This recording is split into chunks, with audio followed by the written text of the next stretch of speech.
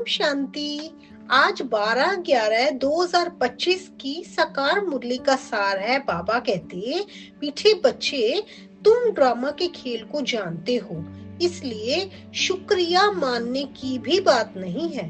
प्रश्न है, सर्विसेबल बच्चों में कौन सी आदत बिल्कुल नहीं होनी चाहिए? उत्तर में बाबा ने बताया, मांगने की।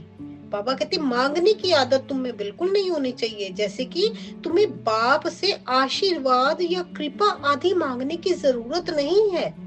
तुम किसी से पैसा भी नहीं मांग सकते। मांगने से मरना भला। तुम जानते हो, ड्रामा अनुसार कल्प पहले जिन्होंने बीज बोया होगा वह बोएंगे। जिनको अपना भविष्य पद ऊंच बनाना होगा वे जरूर सहयोगी बनेंगे। तुम्हारा काम है सर्विस करना। तुम किसी से कुछ मांग नहीं सकते। भक्ति में मांगना होता, ज्ञान में नहीं। गीत है आज का, मुझको सहारा देने वाले तेरा शुक्रिया। धारणा के लिए मुख्य सार है। नंबर 1 है, विकर्मों से बचने के लिए इस शरीर में रहते अशरीरी बनने का पुरुषार्थ करना है।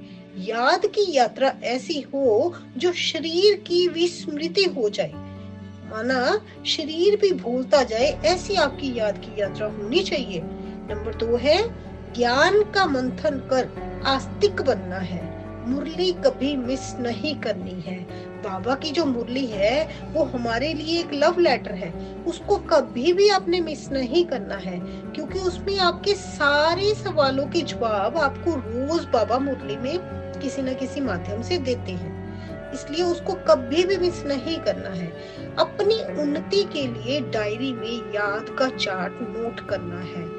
वरदान में बताया बाबा ने, आज का वरदान है, रूहानी शक्ति को हर कर्म में यूज करने वाले युक्ति युक्त जीवन मुक्त भव।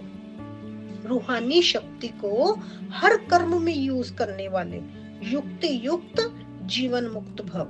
इस ब्राह्मण जीवन की विशेषता है ही रूहानियत। रूहानियत की शक्ति से ही स्वयं को व सर्व को परिवर्तन कर सकते हो। इस शक्ति से अनेक प्रकार के जिस्मानी बंधनों से मुक्ति मिलती है, लेकिन युक्ति युक्त बनकर कर्म में लूज होने के बजाय रूहानी शक्ति को यूज करो। मनसा, वाचा और कर्मना तीनों में साथ साथ रूहानियत की शक्ति का अनुभव हो। जो तीनों में युक्ति युक्त है वो ही जीवन मुक्त है। बाबा जैसे 2-3 दिन से लगातार मनसा वाचा कर्मणा पर बात कर रहे हैं। हमें कभी भी किसी भी कार्य के लिए मन में भी गलत विचार नहीं लेके आने हैं। किसी कार्य को लेकर, किसी व्यक्ति को लेकर, किसी चीज के लिए भी मन में भी गलत विचार नहीं लेकर आएंगे। अगर मन में आएगा तो वाचा में वो आएगा ही आएगा। वाचा में गया मतलब आपने अगर उसको मुख से बोल दिया तो वो कर्मणा में आ ही जाना है। इसलिए हमेशा सबसे पहले मन में जो भी विचार चले, संकल्प चले, उसके ऊपर विशेष ध्यान देना है। स्लोगन है आज का, सत्यता की विशेषता द्वारा खुशी और शक्ति की अनुभूति करते चलो।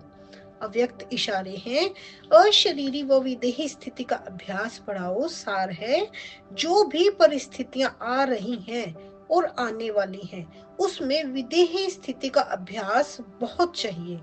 इसलिए और सभी बातों को छोड़, ये तो होगा नहीं, ये तो नहीं होगा, क्या होगा, इस क्वेश्चन को छोड़ दो। क्वेश्चन करेंगे तो क्यों लग जाएगी।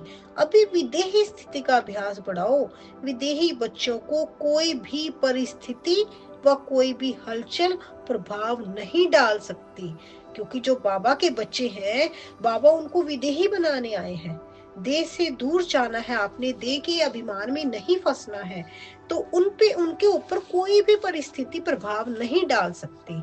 अच्छा जी, ओम शांति।